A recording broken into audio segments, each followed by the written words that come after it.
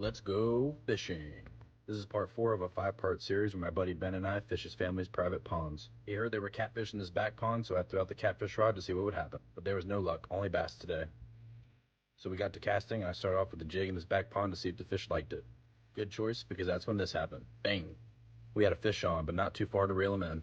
First fish on the back pond. Nice. And thankfully before his camera died, Ben tossed out his topwater lure and had some great luck. Now this fish gave him some trouble, but it was an almost immediate hit as soon as the bait hit the water. The spot he was fishing in had tons of lilies, so he had to pull it over, and that's when the net came out to play. This fish was a struggle to get, but it was definitely worth it. He got down low on the bank, reached in with the net, and was able to secure the fish. Now I was on the other side of the bank, still working the jig, when he had a nice topwater blow up. Thankfully the GoPro captured that. That fish was putting up a really big fight. And while that happened, my GoPro overheated, but I was able to catch a small clip of a fish I got. Same thing with this next one. And also the next one. My GoPro was not having this summer heat. I decided it was time to throw out the fluke and see if the fish back here liked it too.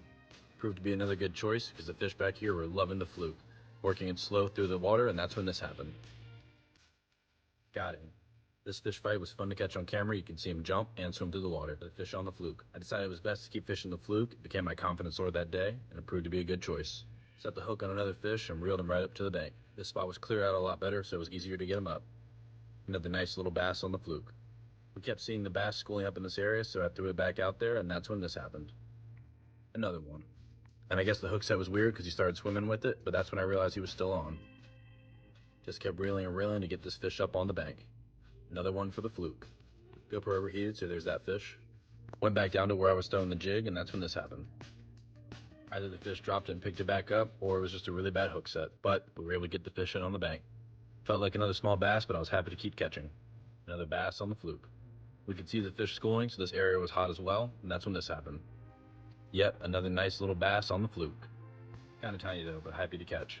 This fish hit quick beside the bank, but I lost it. Back to back, had the same situation happen here. Another overheated GoPro, but I got a clip of the fish. Lost another fish on the fluke, but hey, we're learning. And they were loving the fluke in this area, because that's when this happened.